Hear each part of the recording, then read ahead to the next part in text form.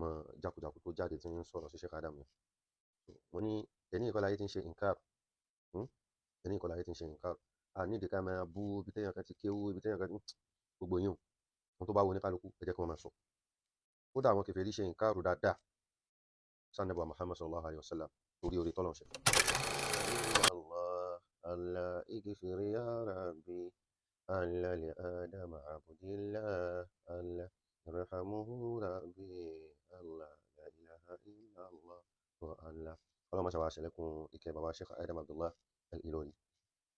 Fídíò kan jáwọn ìrìn báyìí. Kódà àwọn èèyàn kan sẹ́ndì ẹ̀ sí mi, ẹlòmíì ń tàn mọ́ pé àbí ṣé mo ti rí fídíò náà. Wallahi mo ti rí.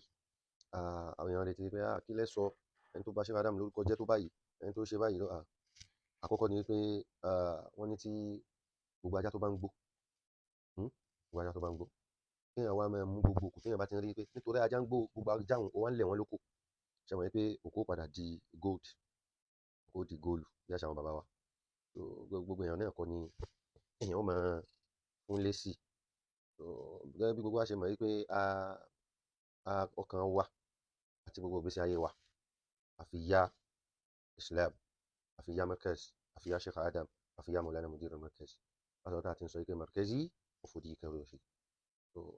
Àkọ́kọ́ ẹlẹ́ẹ̀kejì ni pé kí èèyàn wá rí orí lára èèyàn kan kí èèyàn ṣe nǹkan rẹ̀ kì í ṣe ní ni èèyàn ti ń ṣẹlẹ̀. Pé táwọn kan bá sọ pé Sheikh Adam aláwo ni wọ́n, Sheikh Adam àwọn náà da ìtàn ìlú Ìlọrin rú, Sheikh Adam àwọn ló ṣe báyìí.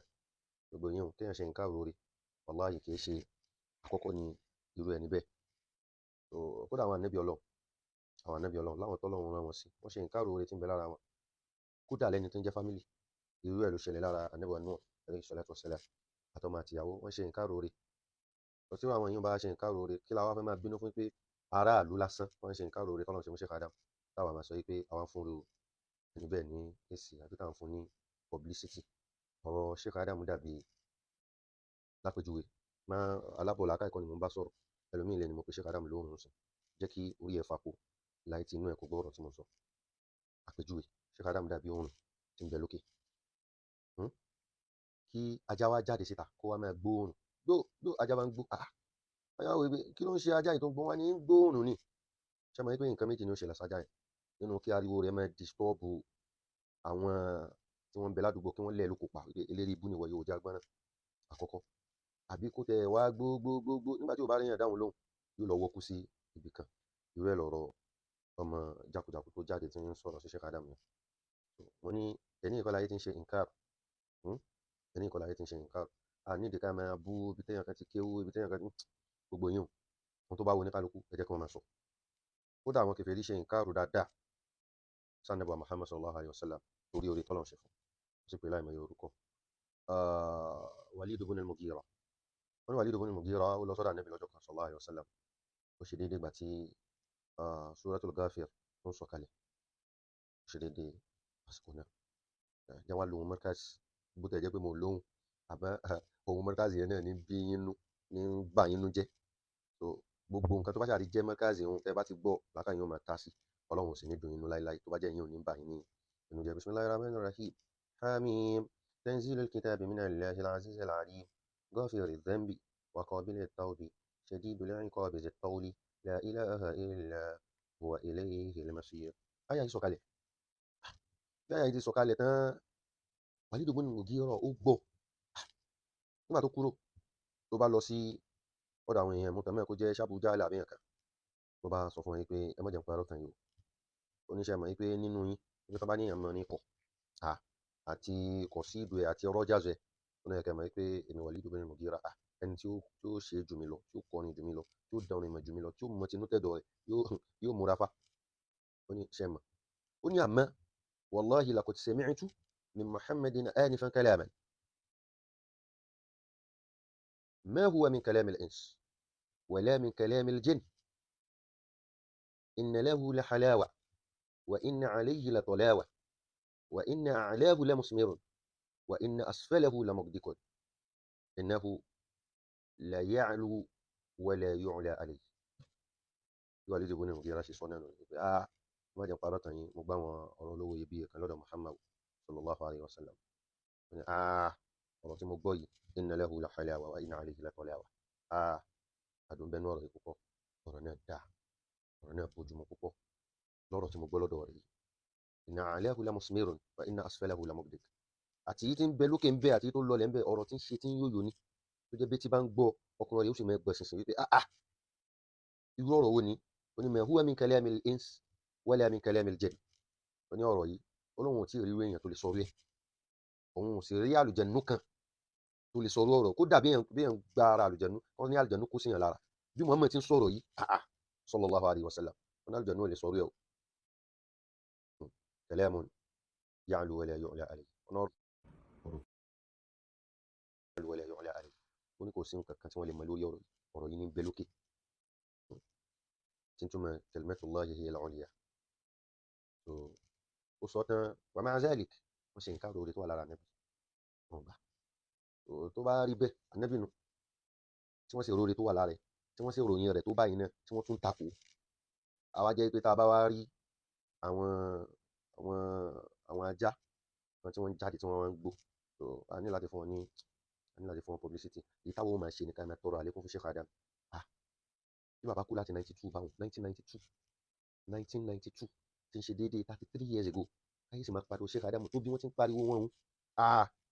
Àwọn àfáà tó kú lẹ́yìn wọn láwọn ọdún lẹ́lẹ̀ bí ti Facebook ti wà, tí email ti wà, mélòó rẹ̀ láyé ń pariwo ẹ̀, láyé ń sọ̀rọ̀ ẹ̀, wọ́n ti ń sọ̀rọ̀ Sheikh Adam ẹ̀. Eléyìí náà tó lé sí èsì lọ́lọ́run fọ̀ fún wa òun, káwa tó wá máa láǹbínú yóò máa dàbí pé àmórí Ọlọ́run nù. Ta ni ń lo champion lánàá tó jẹ́ pé bọ́lọ́run bá tún gbé champion dìde, ọmọ rẹ̀ lọ́lọ́run tó wá tì síta ní ó tún máa jẹ́ champion. Èyí náà tó káwọn èèyàn bínú, ẹ wá jẹ́ kí wọ́n máa bínú lọ, torí àwọ̀ ò ṣe tán kínú wọn dùn. Orí tọ́lọ́run ṣe fún Sheikh Adam tí ń bí wọn nù, ẹ jẹ́ kí wọ́n máa bínú lọ. Bí wọ́n ti bínú bálkì àmọ́ Ọlọ́run fi dénú. Bí wọ́n ti bínú bálkì àmọ́ Ọlọ́run ṣe dénú, torí pé orí tí Sheikh Adam ṣe fáwọn àfà wípé kí ìjáfà má kú nínú ilé ẹnì kó má kú nínú ilé ẹnì kankan yín. Orí náà tóbi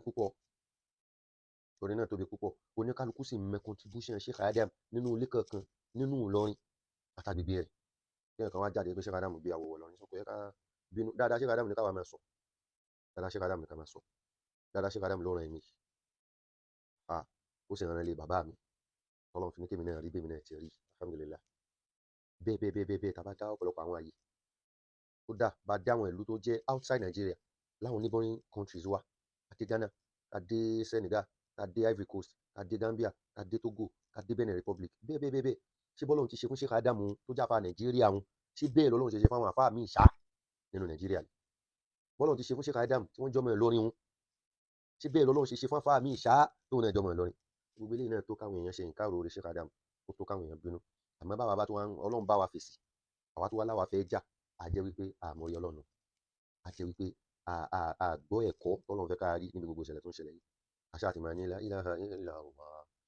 Allah ighfir ya Rabbi, Allah li Adam abdillah, Allah irhamhu Rabbi, Allah la ilaha illallah, Allah. اللهم صل على سيدنا Sheikh Adam. بسم الله قل هو الله. بسم الله الرحمن الرحيم. قل هو الله احد الله الصمد لم يلد ولم يولد ولم يكن له كفوا احد. بابا مولانا مدير المركز bàámi alátàndá, ọba tí ń dùn wá nú nígbà tí ìṣẹ̀lẹ̀ ṣẹlẹ̀, gbogbo wa iná là ń ká bákan inú wa ń bàjẹ́ pé irú èwo leléyìí. Ọlọ́run dá wa lóhùn pé walaqad fatanna alladhina min qablihim wala ya'lamanna Allahu alladhina sadaqu wala ya'lamanna Allahu alladhina sadaqu wala ya'lamanna al-kadhibin. Kí má ṣe àyà kéńkéńké. So àwọn